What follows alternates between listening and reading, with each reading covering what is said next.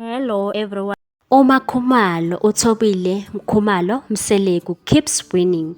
I'm sure her friends are over the moon. Because wow, Umogel Uyagoisha, the third wifey of Musa Mseleku from Uthando Nesthembu show, was all smiles when she received a new Mercedes-Benz. Pictures were shared on social media showing Makhumalo smiling when her brand new Mercedes-Benz was handed to her.